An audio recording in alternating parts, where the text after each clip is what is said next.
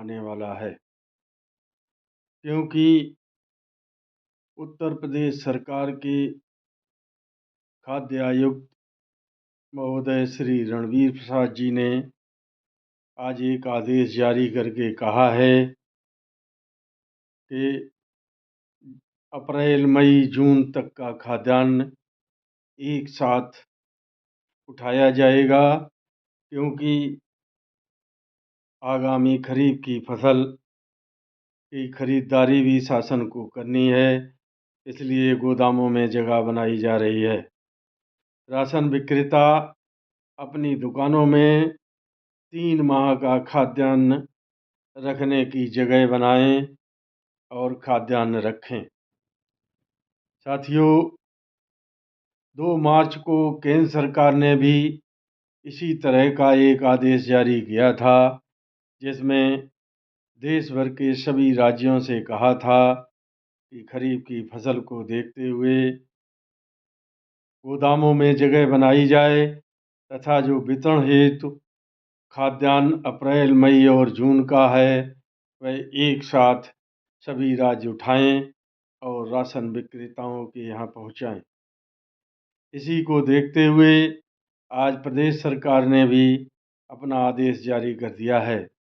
अब मेरी समझ में यह नहीं आ रहा है कि अभी मार्च का वितरण शुरू नहीं हुआ, उसके तुरंत बाद से ही अप्रैल का खाद्यान्न आना शुरू हो जाएगा।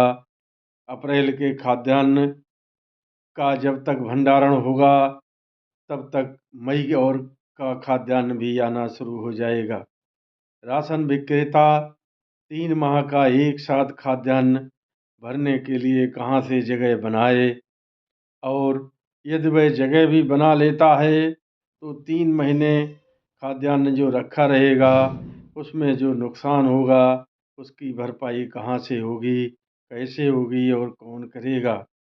साथियों, यह सोचने का विषय है और हमारे प्रदेश के राशन विक्रेताओं पर यह गंभीर संकट खड़ा हो गया है। साथियों, इसी क्रम को लेते हुए अब वार्ता भी शासन से की जाए तो उसका कोई भी परिणाम नहीं निकलेगा, क्योंकि केंद्र सरकार ने जो आदेश दिया है वह राज्य सरकारों को पालन करना ही होगा, और 3 महीने का खाद्यान्न जब राज्य सरकारें उठाएंगी तो अपने वेयर हाउस में न रख के सबसे सस्ता राशन विक्रेता है उसी की गोदामों में डाला जाएगा। चाहे नुकसान हो या ना हो, उससे उन्हें कोई लेना देना नहीं। इसी तरह से हमारा राशन विक्रेता भाई सरकार की इन्हीं नीतियों में पिसता चला रहा है और उसकी कोई भी सुनने वाला नहीं है। इसी तरह के आदेश गत वर्ष भी शासन द्वारा किए गए थे, लेकिन उस समय एक साथ खाद्यान्न न देके धीरे धीरे खाद्यान्न दिया गया था, जिससे हम लोगों की समस्याएं बच गई थीं।